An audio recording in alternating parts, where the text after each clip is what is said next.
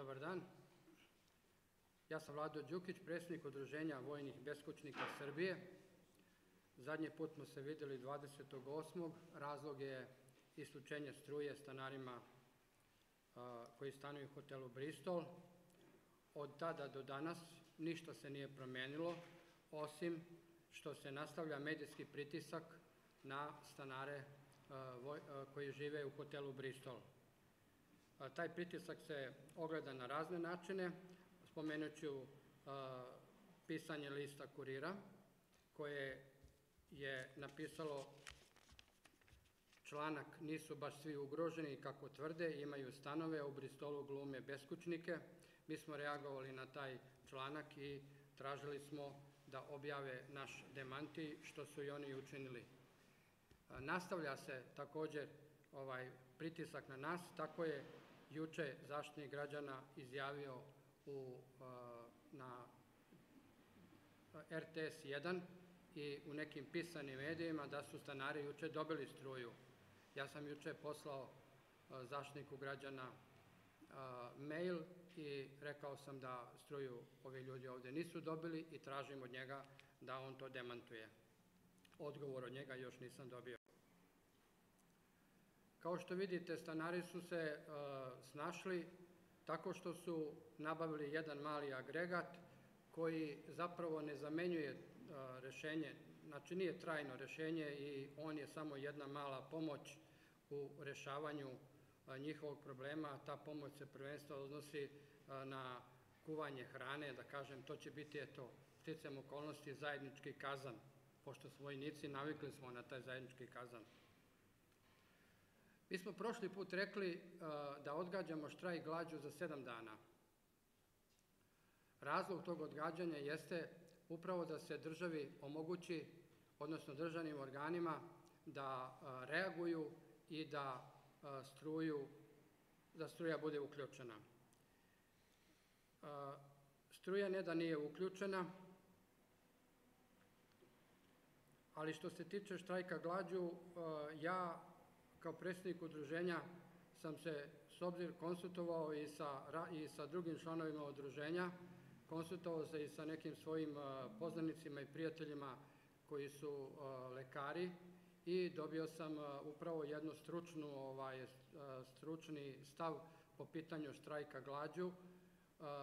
Ne bi ja da obrazlažem šta je to, svi mi to dobro znamo šta znači štrajk glađu, ali prvenstveno zbog zdravlja ovih ljudi, zbog starosti njihovog i njihovog zdravstvenog stanja. Znate, čovjek od 80 godina ne može da štrajkuje glađu. Ja i dalje mislim da štrajk glađu treba da se i dalje odgodi. Mi uvijek za tu kao krajnju meru imamo vreme. Inače, znači, moj stav i stav mojih saradnika jeste da se ne ide u štrajk glađu. Njihova je odluka, mi ne možemo tu ništa da uradimo, ali ja sam siguran da su oni razumni ljudi i da će tako i postupiti. Još bih rekao samo jednu stvar koja je za nas vojne beskućnike poražavajuća. Pre nekih 20 dana dobili smo iz Ministarstva odbrane dokument u kome kaže da će biti gradnja jeftinih stanova, odnosno ta državna, po programu državne stanogradnje u Novom Sadu. Mi smo taj dokument prosledili našoj gradskoj organizaciji Novi Sad i oni su postupili po tim uputama. Međutim, tragično je i poražavajuće je što su već neki ljudi dobili odgovor Ministarstva odbrane da oni ne ispunjavaju te uslove. Mi smo upravo sve vreme samo to tvrdili. S obzirom na godine, na starost, na sve, ko to garantuje da ćemo mi moći da ispunimo uslove vezano za državnu stanogradnju. I upravo se to dogodilo. Ja zato ovo govorim i apelujem zaista na javnost i na državne, da kažem, organe, odnosno na sistem, na državu, da povede računa malo o tome, da razmotri tu činjenicu i da jednostavno donese nekako drugačije rješenje kako bi napokon i mi mogli da budemo stambeno rešeni. Što znači da niko od nas ne može da reši stambeno pitanje, a način na koji je predložilo Ministarstvo odbrane da rešava pitanje Bristola se uklapa u tu priču da ti ljudi nikada neće dobiti stanove. Ja bi konkretno imao toliko i dajem reč sada vezano, znači, Stojanoviću i Kuljaninu, da oni kažu šta imaju.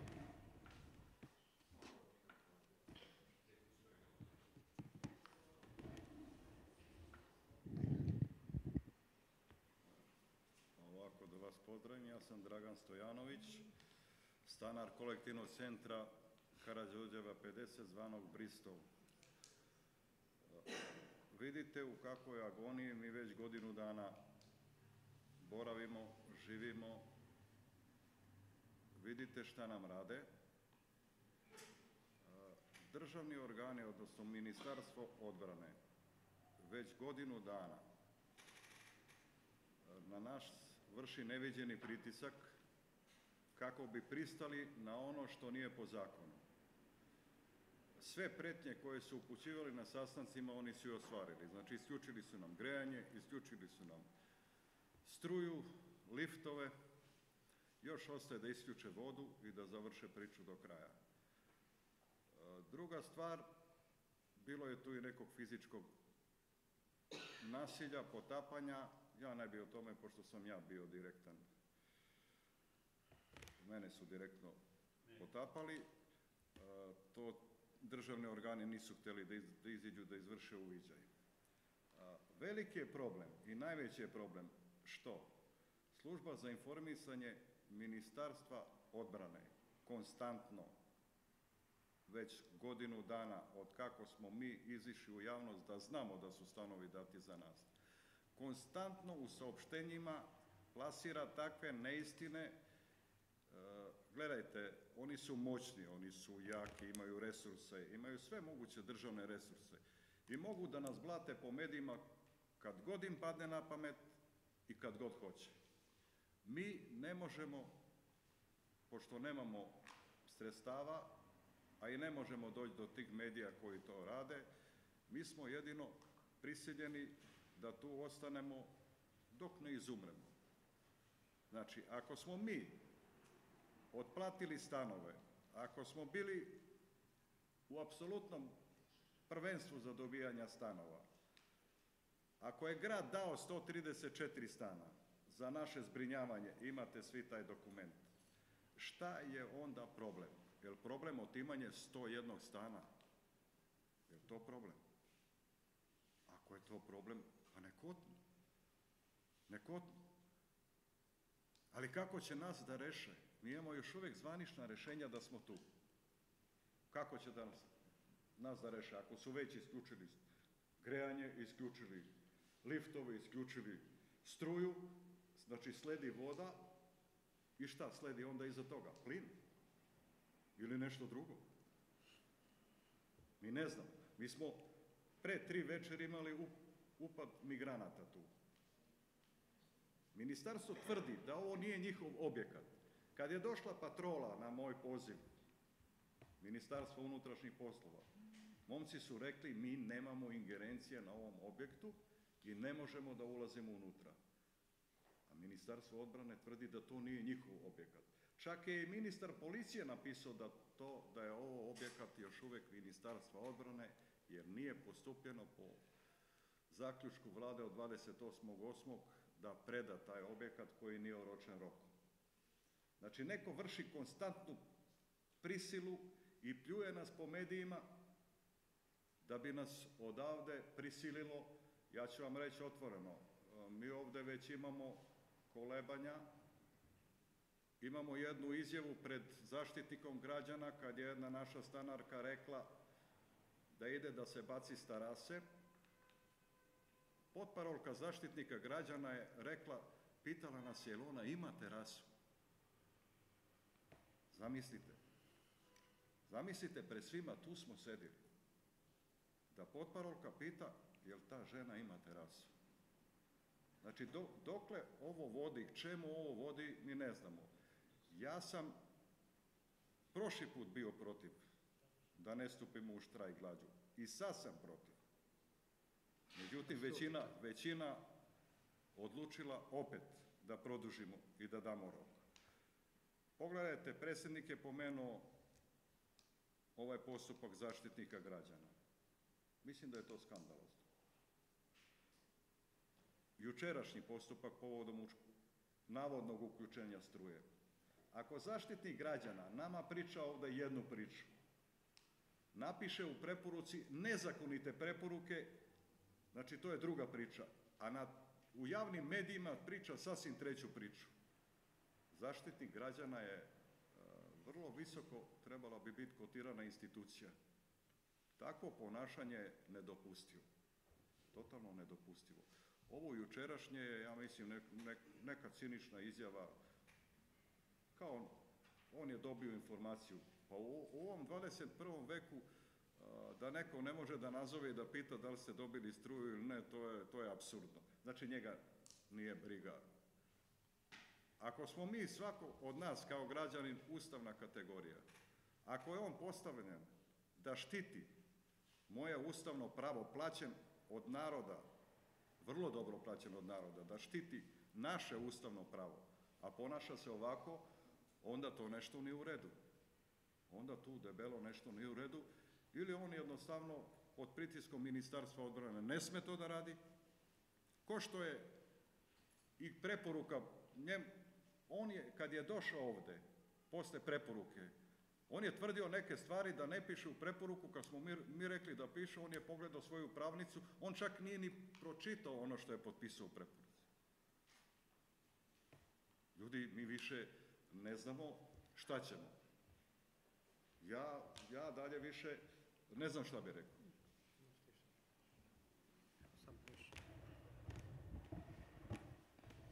Ja ću da se trudim da budem vrlo kratak. Ja sam inače Miodrag Kuljanin, pukovnik u penziji.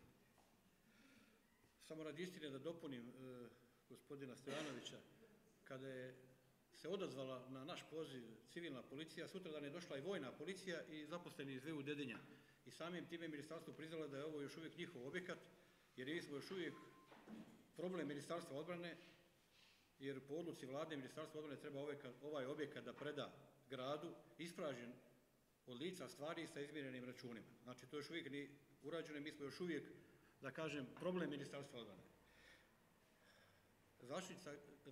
Službenica zaštitnika građana, gospođa Biljana, nas je obišla u trenutku kad već 3-4 dana nije bilo struje. Ja sam imao tu raspravu s njom i molbu na kraju da se zaštiti građana, njegov osoblje ne bavi stanovima više, jer je očigledno stalo na stranu Ministarstva odbrane. Samo sam je zamolio da nam vrate struju, eventualno toplu vodu i da nas, da tako kažem, puste na miru, jer sudski proces su u toku protiv nas, protiv mene na prvom mjestu. U aprilu je podignuta optužnica protiv mene, još protiv 5 stanara Bristola. Znači, mi samo molimo, pošto se trudimo da bude u skladu sa zakonom, a očigledno i ministarstvo želi zakonom, pustimo sud da kaže jesmo li mi u pravu ili oni i da nam se omogući jedan normalan život.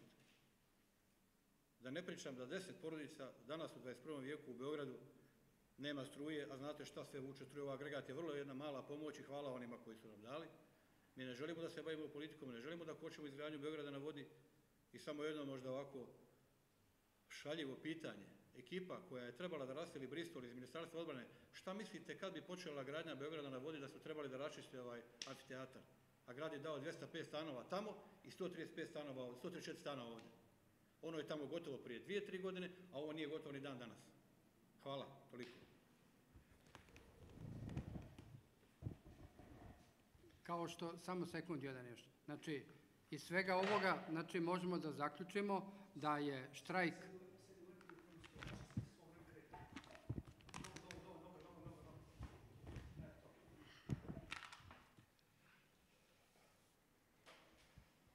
Znači, iz svega ovoga možemo da zaključimo da su stanari hotela Bristol prihvatili naše sugestije da se odloži i do daljnjeg štrajk glađu, da nastavimo da upravo putem medija se borimo za naša prava, odnosno za njihova prava, jer lično smatramo kako će se stvari odvijati i završiti po pitanju stanara hotela Bristol, tako će isto proći svi ostali vojni beskućnici. Hvala ljudima iz Bristola što vode računa pre svega o sebi i o svom zdravlju. Toliko. Jedno pitanje bih imao, s obzirom da sa prošle konferencije za novinare ste imali rok koji ste dali 7 dana. Da li postoji sada neki novi rok koji dajete nadležnima pre stupanja? 7 dana, ja više neću. 7 dana maksimum, ja više. Evo, oni znači sugerišu da to bude i dalje za 7 dana. Ja bi, što kaže, to produžio na 10 dana, nije to uopšte bitno da li je 7 ili 10, suština je u tome da ako se zaista za tih 7 dana ništa ne promeni, onda mi nemamo drugog izbora nego da podržimo njihove stavove. Mogu da dodam samo. Znači, kao što vidite, vi svi novinari, hvala vam što ste došli, vi koji dolazite. Jako bi bilo dobro da se probude novinari koji još nisu došli, jer ovde se ne radi o 134 strana, ovde se radi o pravu građana Srbije na normalan život. Ono što mi molimo i nadamo se da ste shvatili da smo mi ovdje ostavljeni i pušteni niz vodu kao što smo ostavljeni u bivšim republikama od svojih kolega, da ste vi nama jedina zaštita za naš život. Ako novinari odustanu od nas, nas život više niko ne štiti, jer mi u Srbiji nikome ne vredimo. Koristili su nas dok su nas trebali, još im trebamo malo da im sačuvamo dobre lokacije, a to je Deligradska, Zvezdara, Svetozara Markovića, Bristol.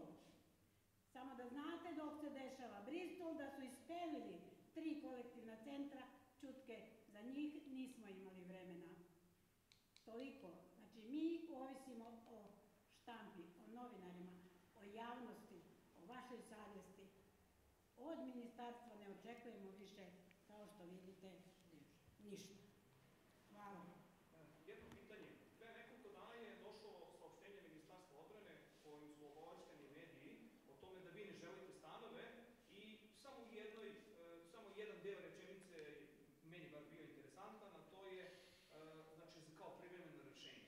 Da li možete da objasnite koja je razlika između privremenog rešenja i stalnog rešenja koje očigledno se ovde prenebegava, zato što ako sam ja dobro shvatio, vi imate rešenja odnosno imate rešenja o privremenom smeštanju do stalnog rešenja vašeg stambenog problema. A vama ministarstvo nudi novo privremeno rešenje da vas samo ukloni odavde i...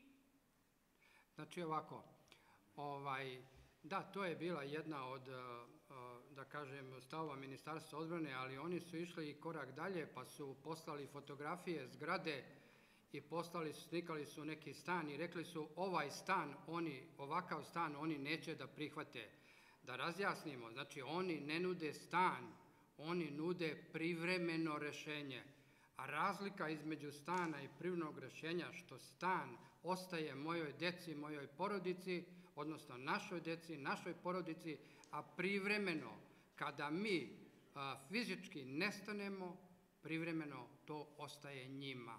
Ponovo ostaje vlasništvo Ministarstva odbrane sa kojim će oni da raspolažu upravo kao što je gospodin Josić i rekao, jedan meni, jedan njemu, Lazić, jedan meni, jedan njemu i tako dalje. A vi imate pravo na te stanove protiv rešenja? Naravno. Naša rešenja, znači, nisu stavljena van snage. Nijedan dokument koji je prepisao, odnosno potpisao bivši ministar odbrane nije stavljen van snage. Gledajte, samo polako. Gledajte, mi ne dobijamo stanove džaba, da razjasnimo stvar. Mi želimo da dobijemo ono što nam piše u našim zaključcima i rešenjima. Znači, zakup na neodređeno vreme. Šta to znači? Znači da mi moramo da doplatimo te stanove razliku od onoga što smo uplatili u stambeni fond i da doplatimo to. Oni non stop manipulišu sa nama u javnosti kao oni hoće stanove džaba. Ljudi, nema nigde ništa džaba. Mi samo hoćemo zakup na neodređeno vreme. Pa ko odluči da otkupi, taj će da otkupi. Ko ne odluči da otkupi, taj će stan opet ostati državi. Odluka je na nama, ali naše pravo da nam se dodeli zakonsko rešenje zakup na neodređeno vreme i tačka. Ne može da privremeno rešenje još jedno privremeno rešenje. Pa to ne može. Gledajte, ja ću vam reći jednu. Na pitanje mog klasića, na zadnjem sastanku u Ministarstvu odbrane, sastanku pod navodnicima, kad se ne vodi zapisnik, to nije sastanak, da on po ovome trendu čekanja, da mu treba po proračunu još 105 godina da bi došao na red da dobije stan koji bi trebao da otkupi, gospodin sekretar Lazić mu je ladno rekao, tako je. Šta dalje da pričamo? Znači, samo da se strpi. Znači, mi ćemo stambeno biti rešeni upravo ono kad fizički nestanemo u prostoru 1, odnosno 2 puta 2 sa 2, puta 3. Morate da platite i da Jest. platite mesečnu Jest. godišnjicu. Ja sam hteo sad da kažem, ja nisam stanar Tela Bristola, sam došao po pozivu gospođe Pavićević. Ja sam stanovao u Kasarni Večne Štala, znači u mojom objektu koji je u međuvremenu prodat. I ako je to samo nešto usput da kažem vezano za ovo što su preseljenje i tako dalje. Mi smo se selili u februaru, majka od 80 godina. Mikrofoni su ovde, sedite, ne čujemo vas. Mogu ja da kažem mikrofon? Samo kratko. Da, okej. Ja se zove Lasković Milan, stanovao sam u kasarni Lečni Štavala, to je navali gore, znate, tako, koja je među vremenu prodata, mi smo dobili nalog za seljenje, iako majka mi je 80 godina, bukvalno su nas izbacili, mi smo isto poštovali zakon, pošto su rekli da je objekat prodat, ako je za potrebe ministarstva da se moramo iseliti. Taj neki član su zakon promenili, pre je pisalo da se do uselenja u stan, znači do konačnog rešenja. Znači, mesec dana imate da izađete, ali da dobijete stan. Znači, moj otac je umro pre 9 godina, radio je u vojsci ceo život, mi smo sad izašli, niti smo dobili ponudu za nekakav, hajde da kažemo, smeštaj mi smo tražili konačno rešenje posle 27 godina.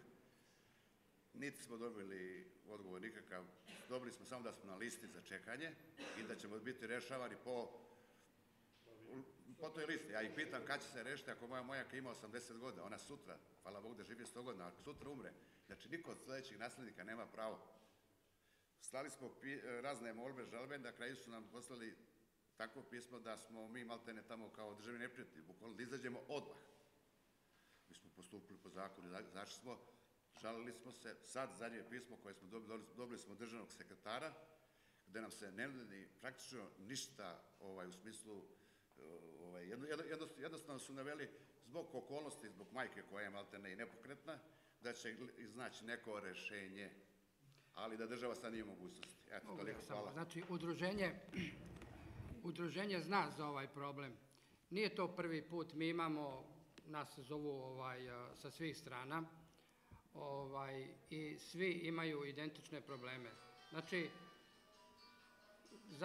zato mi i želimo da se Bristol reši, posebno što je za Bristol dato 134 stana i ti stanovi su dati lepo, piše u dokumentu koji je grad Beograd poslao na moje ime kao predsjednika udruženja da su ti stanovi dati za stambeno zbrinjavanje lica koje stanuju u Bristolu. To je potvrdio i Siniša Mali, bivši gradonačelnik, to je potvrdio i gospodin Goran Vesić, sve vi to znate, sve je to lepo propraćeno u medijima. Znači, cilj nam je upravo da se ovo ne dešava, znači idemo do kraja, pa vidjet ćemo kako će se stvari dešavati ili razvijati. Mogu ja još nešto? Kad je reč o tim njihovim, kako oni zovu, pravilnicima, rang listama ili kako već, gledajte, ako neko ko se rodio kad smo mi u Veliko radili i uplaćivali u stambeni fond, već je u stanu. Ako je profesor od gospodina Kiša i gospodin Kiš još uvek nezbrinut, a njegovi učenici su već u stanovima. O kakvim mi to rang listama i pravilnicima govorimo? Ljudi, mi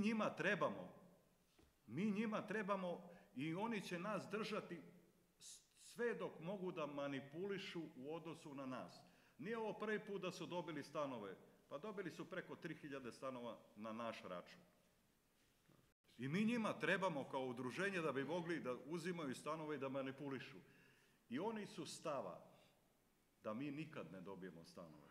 To vam je valjda, to sad jasno ko dan. To vam je jasno ko dan.